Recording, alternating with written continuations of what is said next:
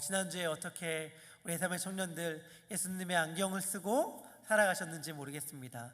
더 연약한 자, 더 작은 자에게 다가가셔서 우리의 시선이 예수님의 시선이 되는 삶들을 살았는지 모르겠는데, 혹시 그러한 삶을 사신 분이 있다면 아마 새로운 관점이 열렸을 거예요. 그리고 아직 말씀은 들었지만 현실 가운데 그걸 기억하지 못했다라고 하시는 분들이 있다면 계속해서 그 안경을 끼고 그 시선을 가지고 살아가길 소망합니다. 오늘도 역시 그거와 계속해서 이어지는 같은 맥락의 말씀을 전하려고 합니다. 뜨거웠던 월드컵의 열기도 안타깝게 한국이 8강 진출에 실패함으로 약간 좀 식은감이 있습니다. 저는 약간 애국심이 되게 충만하다는 사실을 아시는 분들은 알 거예요. 제가 미국 올 때 태극기 들고 왔거든요. 태극기 들고 오고 지금도 국경일이 되면 태극기를 집에 이렇게 달고, 한국에 있을 때도 뭐 현충일이나 이런 일이 되면 혼자서 아무도 말하지 않더라도 현충원을 찾아가서 막 마음을 경건하게 하려고 했었던 저의 입장에서 브라질과의 16강전은 진 게 아닙니다. 제 입장에서 제가 늘 약간의 정신승리를 하면서 얘기하는 것, 전반은 졌고 후반은 이겼다, 그래서 1대1이다, 약간 이런 식의 마음으로 위안을 삼곤 하는데, 여러분들 우리가 16강에 진출할 때까지는 우리가 다 환호했잖아요. 약간 좀 16강전에서 굉장히 강자를 만나서 좀 고전함으로써 서운한 마음도 크게 들었지만, 아쉬운 마음도 크게 들었지만 16강에 올라갔을 때 우리가 되게 환호했잖아요. 그런데 아마 축구를 본 모든 분들은 다 동일한 마음이었을 것 같은데, 우리가 경기가 끝나도 끝난 게 아니었죠. 그렇죠?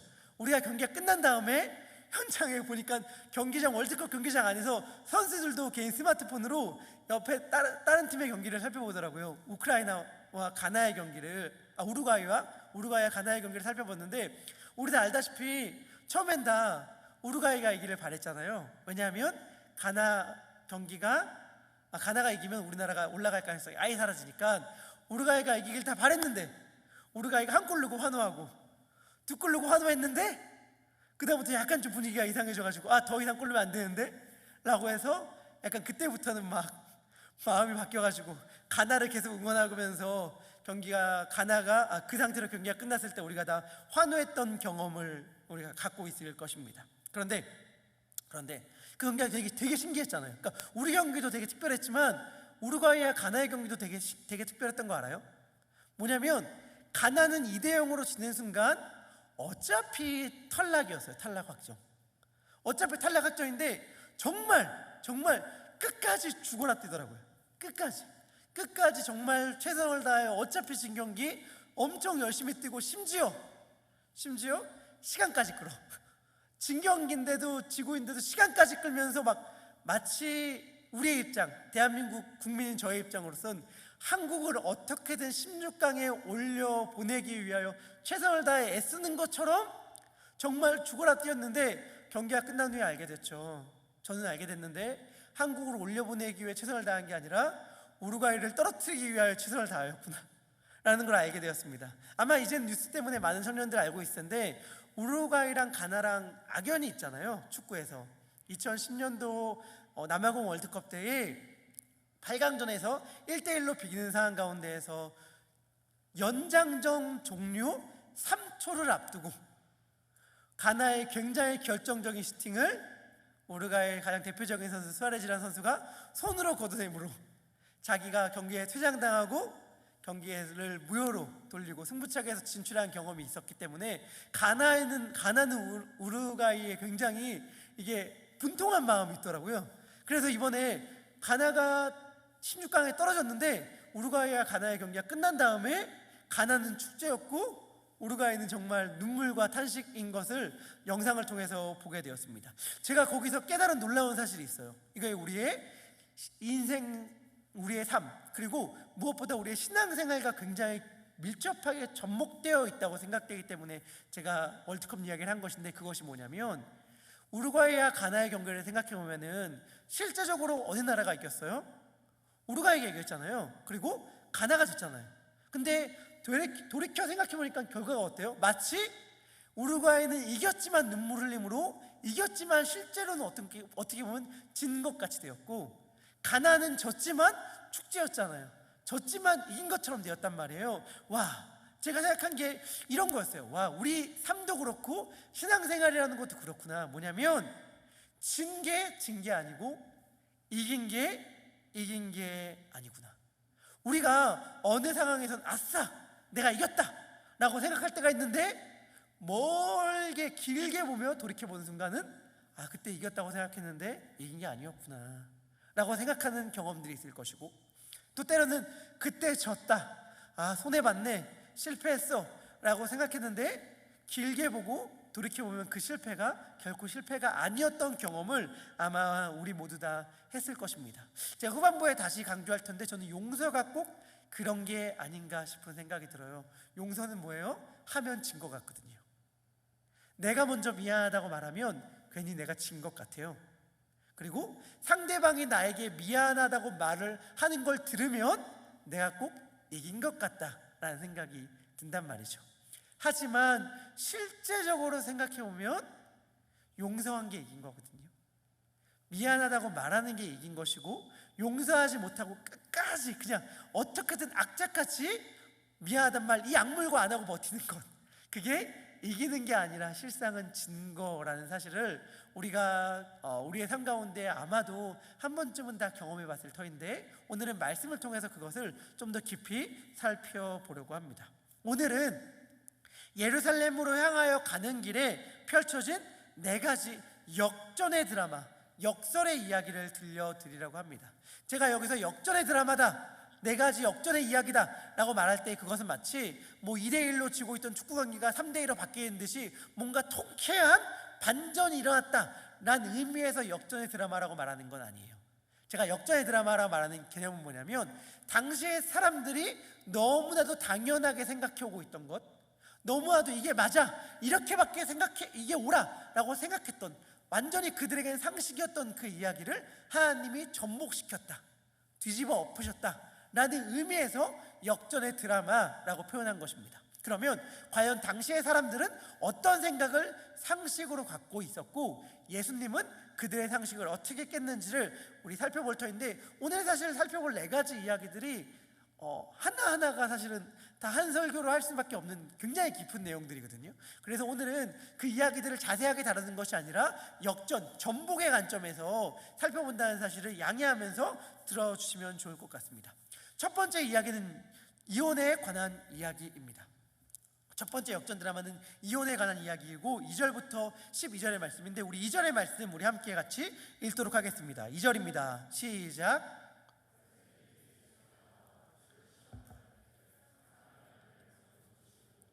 자, 이제 예루살렘으로 향하여 가고 있는 예수님의 발걸음을 바리새인들이 가로막고 예수님께 질문하기 시작합니다. 그래 묻는데 그 목적을 뭐라고 이야기하냐면 시험하기 위하여 물었다 이렇게 말을 해요.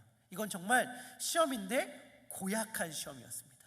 이 바리새인들이 예수님께 물은 게 뭐죠? 예수님, 사람이 아내를 버리는 것이 옳습니까? 다시 이야기하면 이혼하는 게 맞습니까? 라는 이야기, 이혼에 관한 이야기예요. 이 이야기는 예수님을 굉장히 곤란에 빠뜨릴 수 있었던 질문입니다. 왜냐하면 기억하세요? 얼마 전에 어떤 일이 있었죠? 세례 요한이 헤롯 대왕의 이혼 문제를 가지고 항의하다가 목이 달아나는 참수형에 처하는 끔찍한 일들이 있었죠. 그 헤롯이 있고, 헤롯이 예수님을 보고 뭐라고 말해요? 내가 죽인 세례 요한이 살아났다 라고 말하는 광경이 바로 펼쳐지는 게 당시의 배경인데, 그 상황 가운데서 예수님이 이혼에 관한 질문에 대하여 대답을 까딱이라도 잘못한다면 예수님도 동일하게 세례 요한과 같은 위기에 처할 수 있을 거죠.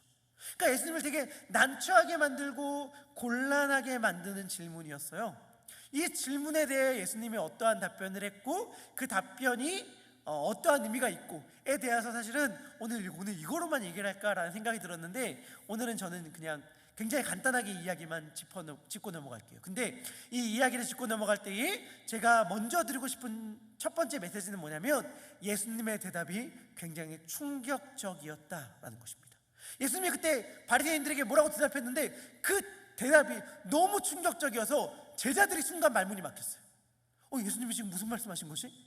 이거 내가 제대로 들은 게 맞나? 라고 해서 그 공간을 벗어난 다음에 집에 따로 가서 제자들이 예수님께 질문할 정도로, 예수님, 근데 아까 하신 말씀 뭐예요? 아까 하신 말씀 제가 조금 다시 좀 설명을 좀 더 들어봐도 될까요? 라고 이야기할 정도로 예수님의 질문은 굉장히 그들을 하여금 놀라게 만들었습니다. 왜 그랬을까요? 우리 한번 2절을 다시 한번 볼 텐데, 마가복음 10장 2절의 말씀 우리 다시 한번 보도록 할게요. 여기 보면 뭐라고 되어 있냐면, 바리새인들이 예수께 나와 그를 시험하여 묻되 뭐라고 얘기해요? 사람이 아내를 버리는 것이 옳으니까? 이렇게 물어요. 그리고 예수님의 대답은 뭐냐면 옳지 않다예요. 예수님의 대답은 하나님이 하나 되게 하신 것을 사람이 나눌 수 없다였습니다. 근데 이 예수님의 대답, 이혼하면 안 돼, 하나님이 하나 되게 하신 걸 사람이 나누면 안 돼 라고 하는 말이 왜 충격적이었을까요? 어찌 보면 우리로 하여금 우리에게 너무 당연한 말일 수 있는 이 말이에요. 자, 이때 바리새인들이 뭐라고 물었어요? 사람이 아내를 버리는 것이 옳습니까? 이렇게 묻죠. 좀 약간 이상하지 않아요? 뭐라고 질문하는 게 맞아요? 남편이 아내와 헤어지자고 말하는 게 옳습니까? 라고 말하는 게 맞잖아요. 사실 버린다는 말도 굉장히 일방적인 말이고, 왠지 마치 남편은 사람이라고 말하면 아내는 사람이 아닌 것 같은 뉘앙스를 주잖아요. 그런데 여기서 사람이라고 말하는 그리스어 안네르라는 명사인데, 이 명사는 사람이라는 뜻 동시에 남편이라는 뜻도 있어요.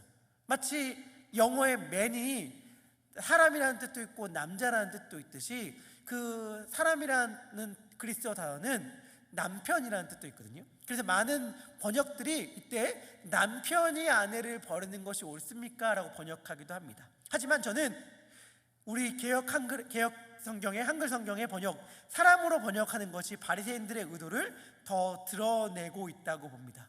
왜? 질문할 수 있어야 돼요. 왜 그리스어는 사람과 남편을 가리키는 단어가 동일할까? 남자와 사람을 가리키는 단어가 동일할까? 왜 영어는 man이 남자도 가리키고 사람도 가리킬까? 그것은 굉장히 오랜 인류의 역사 가운데에, 그리고 예수님 당시 살던 문화 가운데에 사회가 남성 중심적이었다는 것을 보여주는 거 아니겠어요? 그러니까 사람과 남자가 가리킨 단어가 같은 거겠죠. 굉장히 남성 중심적 사회여서 당시 예수님 당시에는 남편이 원하기만 한다면 얼마든지 쉽게 이혼할 수 있었거든요. 그러니까 남자가 원한다고만 하면 여자를 버리는 것이 하나도 어렵지가 않던 시대예요. 당시에 사실은 극단적이라고 이야기할 수 있는 예일지 모르겠지만 극단적인 예가 아니에요. 실제로 그런 이유로 이혼한 기록들이 남아있으니까. 어떤 이유로? 집에서 아내가 설거지하다가 그릇을 깼다는 이유로, 아내가 요리를 짜게 했다는 이유로, 아내가 말이 너무 많다는 이유로 너무 손쉽게 당시에는 이혼을 했었습니다. 그러니까 그들에게는 이혼이 너무 쉽고 마치 남자만의 권리인 것처럼 느껴졌다는 거죠. 남자만의 권리. 근데 예수님의 답변 가운데에 여자를 남자와 동등된 위치로 올려놓습니다. 그래서 이혼이라는 죄는 남자만의 권리가 있는 게 아니라 여자에게도 책임이 있는 거예요. 여자에게도 남자와 똑같은 권리가 있고 책임이 있어 라고 예수님은 말해주고, 이게 당시의 사람들에겐 굉장히 충격적이었다는 거예요. 당시의 사람들의 세계관은 너무 분명했거든요. 남자가 더 강자였고 더 우위에 있었는데, 예수님은 그 남자 중심적으로, 예수님이 심지어 남성이었음에도 불구하고 남성 중심적으로 사고한 것이 아니라 여자 중심적으로. 왜 여자 중심적이에요? 여자를 남자와 동등한 위치에 올려놨기 때문에. 그렇게 예수님이 말씀하시는 것이 제자들과 바리새인들 가운데 굉장히 놀라운 충격으로 와닿았습니다. 예수님은 언제나, 제가 지난주에 말씀드렸듯이 약자편에 서십니다. 언제나 예수님의 관심은 더 연약한 것, 더 소외된 것, 더 힘없는 존재를 향해 있습니다. 예수님은 약자의 권리와 책임에 대해 이야기하십니다. 지금도 그렇지만 옛날에는 비교할 수도 없이 여성이 약자였기 때문에 예수님은 그들의 입장 가운데서도 너희들의 권리, 그리고 너희들이 또한 동등한 책임에 대해 말씀하시는 이 역전의 이야기를 먼저 우리들에게 들려주십니다. 우리는 당연히 더 힘 있는 곳, 남성, 더 위에 있는 곳 중심이라고 생각했는데 예수님은 거기에 관심이 있는 게 아니라 더 낮은 곳에 관심이 있네 라고 우리들에게 주님의 마음을 슬쩍 내비쳐 주시는 것이죠. 첫 번째 역전의 이야기는 이렇습니다. 두 번째 역전의 이야기는 뭘까요? 두 번째 역전의 이야기는 어린 아이에 관한 이야기입니다. 자, 13절의 말씀인데 우리 13절의 말씀 우리 함께 읽도록 하겠습니다. 사람들이 예수께서 만져주시길 바라고 어린아이들을 데리고 오매 제자들이 꾸짖거늘. 아멘. 자, 예수님께 사람들이 어린아이들을 데리고 옵니다. 그러니까 예수님께 어린아이들을 데리고 왔다는 사실을 제자들이 꾸짖어요. 왜 예수님 귀찮게 어린이들 데리고 왔어? 애들은 가라. 애들은 가. 뭐 이렇게 하면서 애들을 막 내보내기 시작합니다. 그러니까 그 제자들의 모습을 보고 예수님이 화를 내세요. 여러분, 성경을 보면 예수님이 화를 냈다, 노하시는 장면이 종종 등장하시는데 이때 예수님이 화를 내세요. 그러면서 하시는 말씀이 뭐냐면 어린 아이가 이러한 어린 자들, 하나님의 나라가 이러한 어린 아이의 것이다 라고 말씀하여 주시면서 누구든지 어린 아이와 같이 하나님의 나라를 받아들이지 않으면 결단코 거기에 들어가지 못할 거라고 말씀하여 주십니다. 하나님의 나라를 어린 아이와 같이 받들지 않는 자는 결코 거기로 들어가지 못한다는 말의 의미는 뭐냐면 이런 거예요. 받들지 않는 자, 받들다라는 말은 환영한다 이런 뜻이거든요. 환영한다. 크리스마스 날 엄마 아빠가 아이들에게 선물을 줄 때 아이가 그 선물을 너무 좋아하면서 막 선물을 끌어안는 그러한 어린 아이처럼 하나님의 나라를 받아들이지 않는다면 하나님의 나라에 들어갈 수 없다고 예수님께서 말씀하여 주시는 것입니다. 자, 근데 질문이 있어요. 어린 아이들 싫어하는 경우들은 별로 없잖아요. 제가 사실은 어떤 모임이나, 이건 약간 저만의 비밀인데, 어떤 모임이나 환대받는 비결이 있습니다. 어떤 모임이나 환대받는 비결 뭘까요? 제 아들을 이렇게 안고 가면 어디서나 사실은 이게 좋아해줘요. 사실은 제 아들만 딱 안고 가면 어디서나 기뻐해주고 어디서나 환영. 제가 평소에 저만 가면 아무도 저에게 관심도 안 가지고 시선도 안 주는 친구들이 제 아들만 딱 안고 가면 순간 갑자기 표정이 바뀌면서 환대하는 모습을 봅니다. 근데 왜 예수님의 제자들은 어린아이가 예수님께 나오는 것을 꾸짖었을까요? 그 이유를 우리가 능히 짐작할 수 있어요. 첫 번째 이유는 뭐냐면 그때 성경은 뭐라고 얘기하냐면 사람들이 어린아이를 데리고 왔다라고 얘기하거든요. 데리고 왔어요. 데리고 왔다는 것은 마가복음에 보면 종종 사용될 때 언제 사용되었냐면 환자들이 혼자서 움직일 수 없을 때에 친구들이나 주변 사람들이 환자들을 데리고 왔거든요. 무슨 말이냐면 혼자서는 할 수 없는 연약한 것, 타인 의존적인 존재를 나타내는 대표적인 존재가 어린 아이들이죠. 어린 아이들은 홀로 예수님 앞에 나오지 못했습니다. 어른들이 데리고 나와야만 예수님 앞에 나올 수 있었죠. 우리의 입장에서 생각해 본다면 우리는 사실은 우리 모두가 다 어른이 되기를 소망합니다. 그리고 독립적인 존재가 되길 소망해요. 우리 스스로 다 판단하고 우리가 결정하는 존재가 되길 소망합니다. 첫 인류 아담이 하나님께 범죄한 첫 번째 죄는 뭐였냐면 하나님으로부터 독립하려고 하는 마음이었고, 이건 우리가 다 갖고 있는 마음이죠. 다른 사람들에게 의존해서만 살고 싶은 삶을 살고 싶은 존재는 아무도 없을 거예요. 그런데 예수님은 이렇게 말씀하신 거예요. 이 어린아이와 같이 다른 사람들에게 의존하지 않고서는, 하나님께만 의존하는 존재가 되지 않고서는 하나님 나라에 들어갈 수 없다라고 말이죠. 제가 아이를 키우면서 발견한 위대한 놀라운 사실이 있습니다. 그건 뭐냐면 아이들은 누구나 다 예외 없이, 제가 본 모든 아이들은 한 명도 예외 없이 춤을 출 줄 안다는 거예요. 여러분들 혹시 조카나 어린 친구들 보면 다 경험했을 거예요. 우리 어린 친구들은 음악만 나오면 앞에서 TV에서 누가 춤추는 사람들만 있으면 따라서 추고 신나게 춤을 춥니다. 우리 모두가 다 아닌 척 앉아있지만 어렸을 땐 다 그랬습니다. 어렸을 때 우리들의 모습을 보면 다 나오는 음악 소리에 다 몸을 신나게 움직이면서 춤을 췄던 과거들이 있는 존재가 우리들이잖아요. 그런데 어찌 보면 크면서 춤추는 법을 잊어버리죠. 우리는 자라면서 춤추는 법을 잊어버려요. 왜? 어느 순간부터 우리는 계산하고 판단하기 시작했거든요. 다른 사람들이 나를 어떻게 바라보는지, 다른 사람들의 평가는 어떤지를 판단하기 시작하는 존재가 되어버렸고, 계산하고 스스로 결정하는 존재가 되어버렸어요. 어린아이들의 중요한 특징 중 또 한 가지는 질문한다는 거잖아요. 근데 우리는 사실은 어느 순간 배움을 그치면 질문하기를 멈춰버립니다. 질문하기보다 내 스스로 답을 그냥 내리는 데 익숙한 존재가 되어버리죠. 그게 우리들이에요. 우리는 그래서 사실은 어느 순간 어린아이와 같이 않는 존재가 되어버렸어요. 내가 스스로 결정하고 내가 스스로 판단하고 다른 사람들 앞에서 내가 스스로 계산하는 존재가 되어버렸고, 다른 사람들에게 혹은 하나님에게도 의지하는 존재가 되어버리기 싫은 존재가 되어버렸는데, 예수님은 그러지 말라고 우리들에게 말씀하시는 것 같습니다. 왜냐하면 예수님처럼 지혜로운 분이 없는데, 예수님은 지혜의 그 자체셨는데, 예수님은 언제나 말씀하시길 나는 항상 하나님께 듣고 하나님께서 원하시는 것을 행한다. 내가 내 뜻대로 하는 것이 하나도 없고 언제나 나는 아버지의 뜻을 행할 뿐이다 라고 말씀하여 주셨거든요. 이것이 예수님께서 어린 아이를 통해 우리들에게 들려주고 싶은 얘기예요. 우리는 모두 다 독립적인 존재, 자존적인 존재, 어른이 되고 싶어 하지만 예수님은 그것을 역전시켜서 우리들에게 말씀하십니다. 하나님 앞에서는 어린아이가 되라. 철저하게 하나님 의존적인 존재가 되라.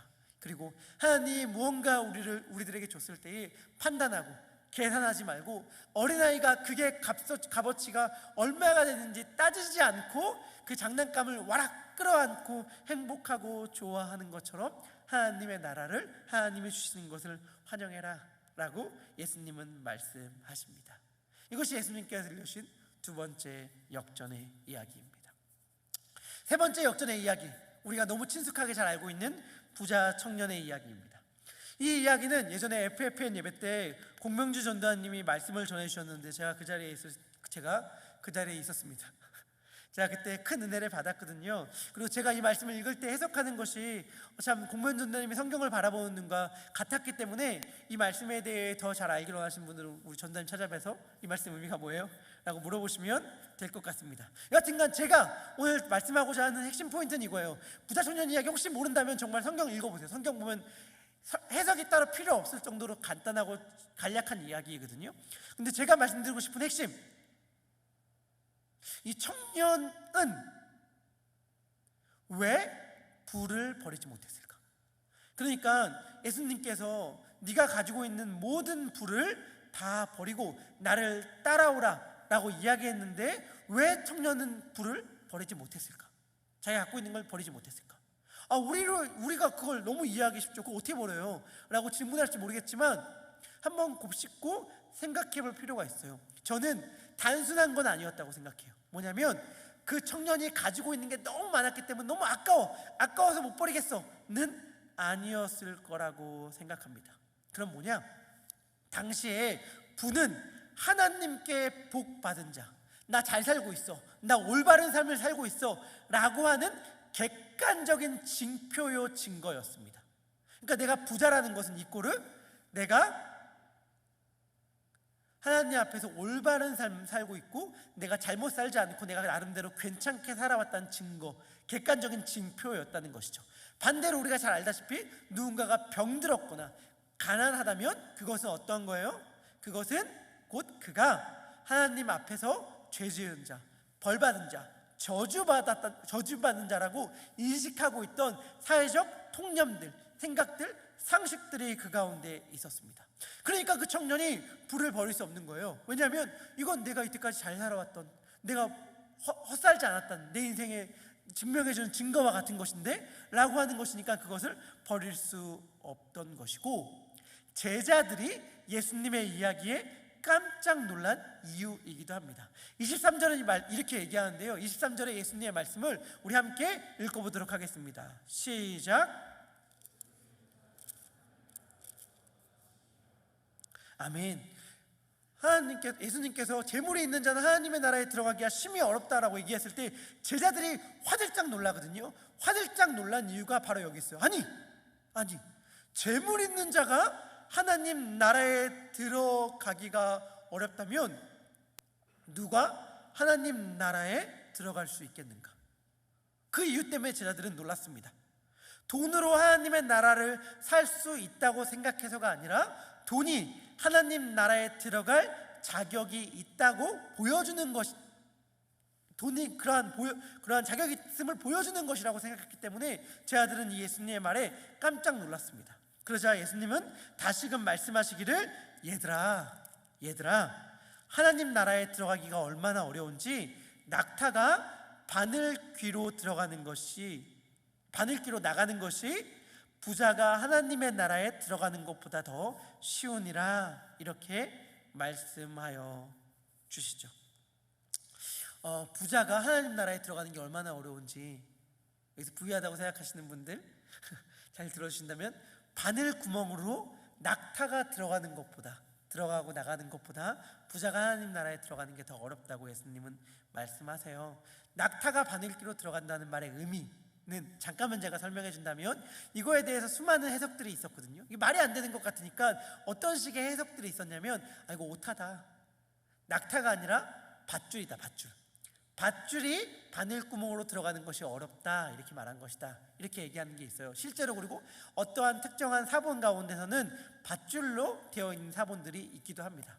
또 다른 해석은 이러한 것이 있습니다. 당시에 예루살렘 성전에서는 바늘구멍이라고 불렀던 자그마한 쪽문 같은 게 있었는데, 이 문을 지나가기 위해서는 이 문이 너무 작았기 때문에 낙타가 무릎을 꿇고 간신히 엎드려서 지나갈 수 있었고, 그것을 지나가기 위해서는 낙타가 갖고 있는 짐들을 다 내려놨으면 됐다라고 하는 이야기가 있었고, 그 이야기를 예수님이 가지고 오늘의 말씀을 하신 거다라고 말하는 해석들이 있는데, 이 두 해석 다 올바른 해석은 아닙니다. 왜냐하면 훨씬 더 수많은 권위 있는 성경이 반박할 수 없게 낙타라고 기록하고 있고, 동시에 예루살렘에 당시에 작은 문이 있었고 그 문의 이름을 바늘구멍이라고 불렀다는 것은 아무런 문헌상의 증거가 없기 때문에 이 둘의 해석은 올바른 해석이라고 볼 수 없고, 정말 성경에 말한 그대로 낙타와 바늘구멍이라고 보는 게 제일 정확해요. 그럼 왜 낙타와 바늘구멍이냐? 이게 예수님의 말하는 방식이거든요. 예수님이 비유를 들 때 이런 식의 비유를 드는 걸 좋아하세요. 예수님께서 1만 달란트 탕감받은 자의 비유를 말씀하신 적이 있거든요. 우리는, 저와 같은 사람들은 환산하는 걸 좋아합니다. 그래서 마치 성막 읽을 때 성막 금 몇 달란트 들어갔네? 오늘날로 환율 계산기 두드리면 몇 톤? 그럼 오늘날의 시세 적응하면 오늘의 금값 이라고 해서 계산해 놓고 이런 걸 너무 좋아하는 사람, 오늘의 달란트 1만 달란트를 오늘로 환산하면 얼마, 이런 거 너무 좋아해요. 근데 예수님께서 1만 달란트 탕감받은 자의 비유를 말씀하실 때 예수님의 핵심은 뭐냐면 환산하지 마라거든요. 이거 오늘날로 환산하지 말아라. 왜 그렇게 말씀하시느냐? 두렉돈 이런 것도 마찬가지예요. 환산하지 말아라. 이게 예수님이 말씀하시고자 하는 핵심인데, 1만 달란트는 정말 엄청나게 큰 돈이에요. 당시에 예루살렘 전체의 예산과 비교할 정도로 큰 돈인데, 1만 달란트라는 게 단순히 그냥 그걸 환산하기 위해 예수님이 말씀하신 게 아니라 당시 유대인들이 갖고 있던 가장 큰 숫자 단위가 만이었거든요. 그리고 가장 큰 화폐 단위가 달란트였어요. 가장 큰 숫자 단위와 가장 큰 화폐 단위를 같이 묶음으로 정말 어마어마한 큰 금액이라고 말하는 것이죠. 마찬가지로 유대인들이 개념상에 갖고 있던 가장 큰 육지동물은 낙타였습니다. 코끼리 아닌가요? 그런 게 아니고 당시 유대인들이 생각할 때는 낙타였고요. 그리고 유대인들이 생각할 때 가장 작은 공간은 바늘구멍이었단 말이죠. 그러니까 예수님은 당시에 사람들이 생각했던 가장 큰 짐승인 낙타와 가장 작은 바늘구멍을 대조해서 얘기하는 거거든요. 그러니까 예수님이 말하고자 하는 핵심은 이거예요. 불가능해. 그러니까 사람들과 제자들이 놀라니까 예수님이 덧붙이는 말, 그러나 사람으로서는 할 수 없지만 하나님으로서는 그렇지 아니하니 하나님으로서는 다 할 수 있다 라고 말씀하십니다. 이것이 세 번째 역전이에요. 우리는 하나님께 우리가 올바른 삶을 살았음을 증명함으로 하나님 나라에 들어가고자 하는 본성이 있어요. 아마도 여기 있는 분들 나는 그런 생각 안 가져. 난 기복신앙 아니야. 나는 하나님께 잘 살면 복 받고 잘못 살면 벌 받는다는 그런 식의 어찌 보면 유치한 신앙 갖고 있지 않아 라고 생각하시는 분들이 여기 앉아 있을지 모르겠지만, 아니요, 이건 유치한 게 아니라 본성이에요. 어쩔 수 없는 우리의 본성입니다. 제가 얼마 전에 굉장히 아팠던 적이 있거든요. 저는 기복신앙의 극단 반대, 성공은 곧 죄라는 가르침이 있는 교회에서 20년 넘게 신앙생활을 했던 사람이에요. 오히려 반대의 극복, 그것도 그렇게 건강하진 않은 건데, 잘 되고 성공하는 것 곧 죄다라고 하는 것들, 고난만이, 힘듦만이 곧 은혜다라고 말하는 가르침을 20년 넘게 바라왔던 저입니다. 그렇기 때문에 저는 사실 기복신앙과 굉장히 거리가 있는 존재라고 말할 수 있는데, 제가 정말 새벽에 너무 아팠는데, 진짜 몸이 너무 아프니까 어떻게 했는지 아세요? 제가 너무 아플 때 제가 제 입에 튀어나온 첫 마디, 그게 뭐였냐? 하나님 잘못했습니다. 용서해 주세요. 이게 처음으로 제 입에 튀어나왔어요. 무슨 말인지 아시겠어요? 그러니까 우리는 그게 우리의 본성상 세포로 새겨져 있어요. 어떤 게 세포로 새겨져 있냐? 잘 되면 복 받은 거, 안 되면 하나님께 벌 받은 것 같은 그 인식이 우리의 본성상 새겨져 있단 말이에요. 그래서 우리가 마치 좋은 대학에 들어가고 좋은 학교에 들어가고 우리의 인생이 잘 풀린 것 같으면 하나님은 나에게 복 주셨다. 내가 신앙생활 열심히 했더니.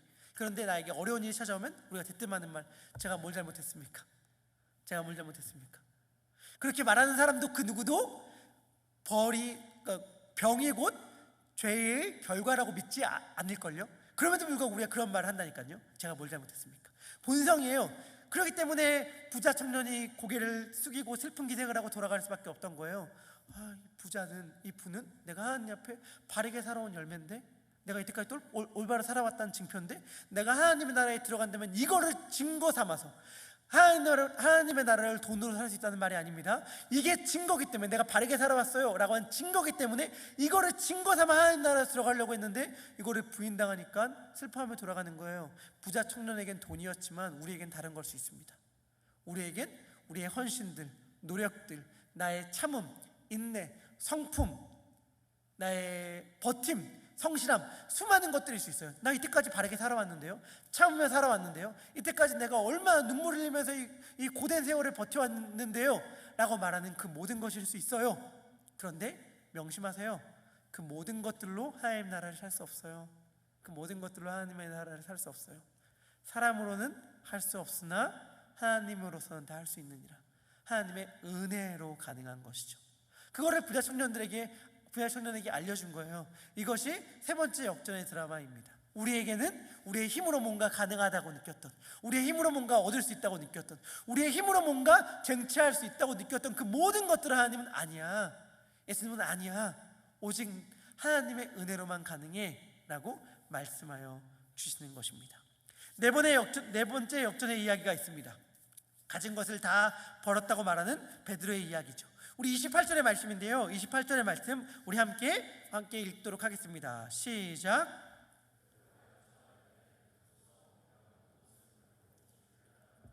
아멘. 와, 베드로는 아마도 이 부자 청년의 이야기를 눈앞에서 보면서 신났을 거예요. 난 다 버렸는데 라고 얘기하면서 예수님께 얘기합니다. 우리가 모든 것을 다 버리고 주를 따랐습니다. 이러한 삶을 사람들은 뭐라고 얘기할까요? 누군가는 어리석은 삶이라고 말할 것입니다. 누군가는 광신자라고 말하고, 누군가는 종교에 빠져서 모든 것을 잃어버리는 사람이라고 이야기할지 모르겠어요. 우리 한 해 동안 수고한 셀목자들, 사역팀장들 많이 들은 얘기 아니에요? 지금 그럴 때야? 지금 그럴 때야? 지금 그러면 안 돼. 다른 사람들 열심히 뛰어가고 있는데 지금 교회에 파묻혀서 교회가 밥 먹여주냐? 오늘 밥 먹여줄게요. 근데 우리가 그런 말 할 때 드는 생각들 있잖아요. 그렇게 하는 게 되게 어리석은 거라고 말하는 사람들이 있잖아요. 그러한 모습들에 대해 예수님은 뭐라고 말씀하십니까? 예수님의 말씀이 놀라운데 29절과 30절의 말씀입니다. 29절과 30절의 말씀 우리 함께 읽도록 하겠습니다. 시작.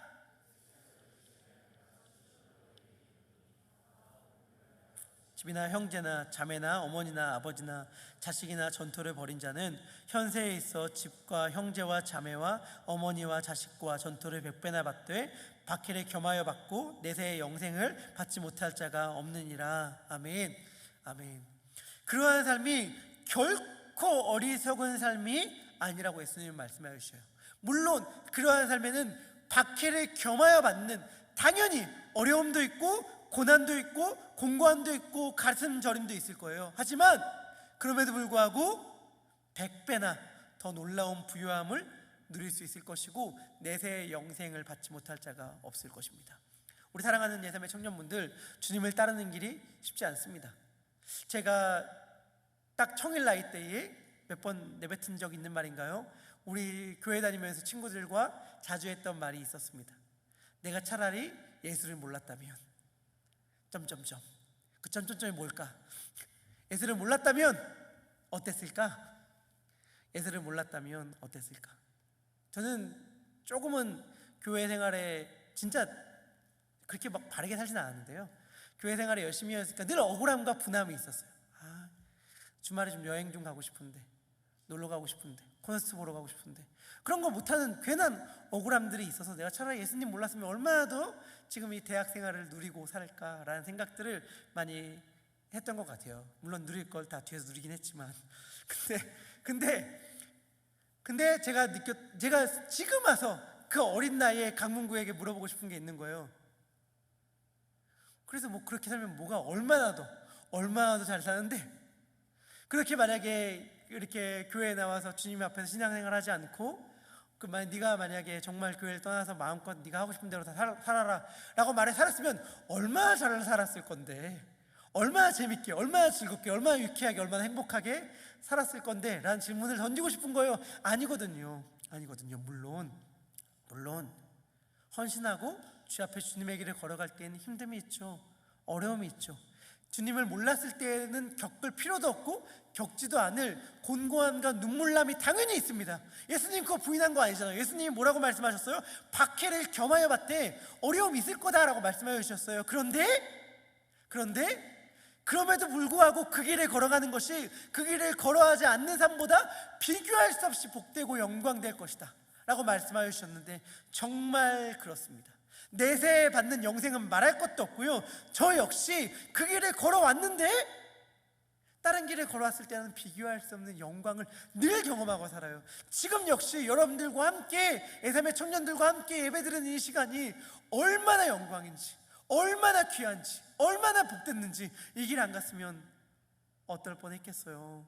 저는 늘 생각하거든요. 물론 어렵고 공고함이 있을 수 있지만 그거는 정말 이 영광과 비교하면 아무것도 아니다 라는 생각을 하게 됩니다. 그리고 예수님은 31절 맨 마지막에 이렇게 말씀하십니다. 그러나 잘 들어라. 먼저 된 자로서 나중되고 나중된 자로서 먼저 될 자가 많으니라. 무슨 말이에요? 이 제자들에게 너희들 모든 거 버린 거 잘했어. 근데 방금 앞에 있던 부자 청년 있지? 그 버리지 못해서 슬퍼하며 돌아갔지? 안타까워했지? 그런데 너희들 잘 들어. 깨어 있어야 된다. 선줄로 된 자는 넘어질까 조심해야 돼. 너희들 지금 나는 모든 걸 벌었다고 신나게 고백할지 모르겠지만 먼저 된 너희들이 나중될 수 있어.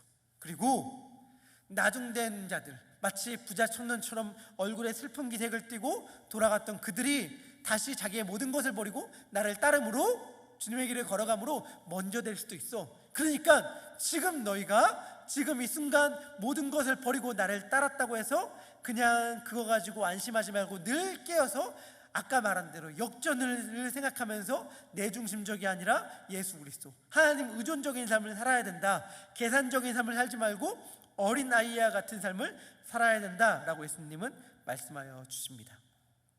자, 이제 결론입니다. 왠지 파편적인 것 같은 4가지 이야기를 통해 제가 말씀드리고 싶은 것이 있었습니다. 그것이 무엇이냐면 기독교는 역전의 드라마다라고 하는 것입니다. 여러분, 우리가 믿는 기독교 신앙은 역전의 드라마입니다. 그 역전의 절정이 뭐예요? 십자가이죠. 십자가. 이 모든 일들은 지금 어디에 가운데 펼쳐져 있는 거냐면 예루살렘으로 가는 길 가운데 일어난 것이었습니다. 지금 예루살렘으로 가는 길 가운데에 제자들은 들떠 있습니다.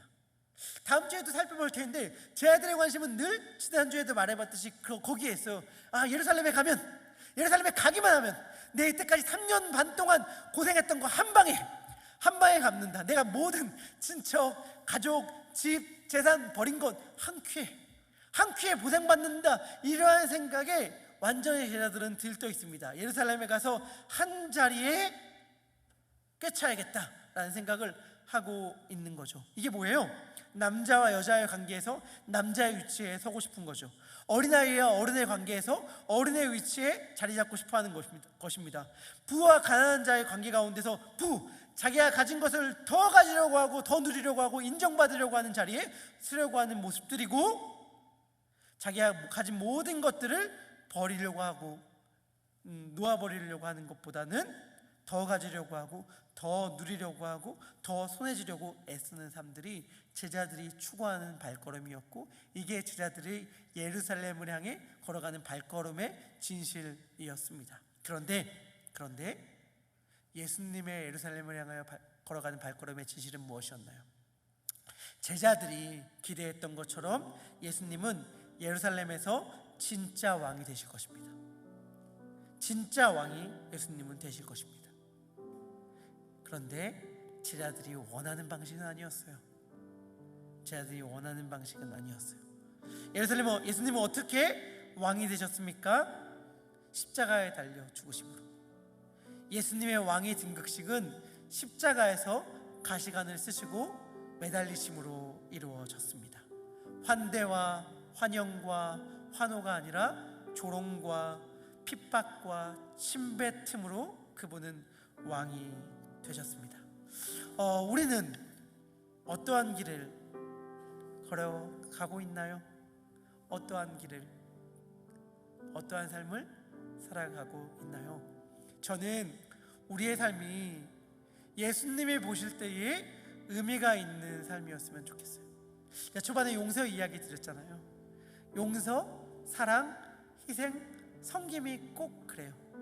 우리는 진짜 고약하고 못돼서 그렇게 하면 지는 것 같거든요. 내가 먼저 말하면 지는 것 같고, 내가 먼저 헌신하면 지는 것 같아요. 그래서 언제나 어떤 자리에서 헌신할 사람을 요청하면 늘 우리의 태도는 유보적이 되죠. 누가 먼저 나오기를 기다리면서 발을 빼고, 또 누가 먼저 나간 사람이 있으면 괜히 시기한다든지, 누군가의 갈등 가운데서는 아까 말했듯이 먼저 용서의 말을 그렇게 내보내는 게 힘들어. 왜? 죽을 것 같아서, 내 자존심이 상해서. 아니 잘못한 건 저 사람인데, 아니 문제가 있는 건 저 사람인데, 아니 나를 그렇게 힘들게 한 건 저 사람인데 왜 내가 난 못 그래. 근데 못 그래 그러는 게 지는 거예요. 못 그래 그러는 게 죽음의 길이에요. 왜 그 길을 걸어가야 돼요? 그 길이 진짜 예수님이 보여주신 생명의 길이니까. 죽음의 길인 것처럼 보였어요. 사망의 길인 것처럼 보였어요. 망하는 길인 것처럼 보였어요. 그래서 안 가고 가기를 다 주저했어요. 근데 예수님은 그 길을 갔거든요. 왜? 그 길이 진짜 생명의 길이니까. 그 길이 진짜 우리를 살리는 길이니까. 손해보는 것 같고, 낮은 자의 위치에 서면 나도 낮아지는 것 같고, 나도 초라해지는 것 같고, 나도 작아지는 것 같아서 그 길에 가기 싫고 그 위치에 가기 싫어. 아니요. 우리가 믿는 믿음, 여러분들 분명히 하셔야 되는데, 여러분들 기독교인이잖아요. 기독교 신앙을 믿는다고 여기 앉아있잖아요. 기독교 신앙은 뭘 말하는가? 우리가 믿는다고 앉아있는 그리스도의 복음은 무엇을 이야기하는가? 그리스도의 복음은 죽어야 사는 것을 이야기해요. 져야 이기는 것을 얘기해요. 그게 싫으면 여러분들 기독교의 복음을 우리가 믿는다고 말할 수가 없어요. 우리가 믿는 게 그건걸요. 버려야 얻게 되는 것, 내려가야 올라가는 것, 져야 승리하고 죽어야 생명을 얻는 것, 그것이 우리가 믿는 기독교 신앙이고, 예수님이 먼저 그 길을 걸어가셨습니다. 저는 주님께서 이 역전의 이야기에 우리를 초대한다고 믿습니다. 지는 것 같고 망하는 것 같은 이 경기 가운데 우리를 초대하셔서 놀라운 승리의 역전을 우리들 가운데 경험하게 하여 주실 것입니다. 이 주님을 신뢰하면서 우리 함께 찬양하도록 하겠습니다. 이게 주님께서 이 땅에 오신 이유임을 고백하며 우리의 마음을 담아 같이 찬양하겠습니다.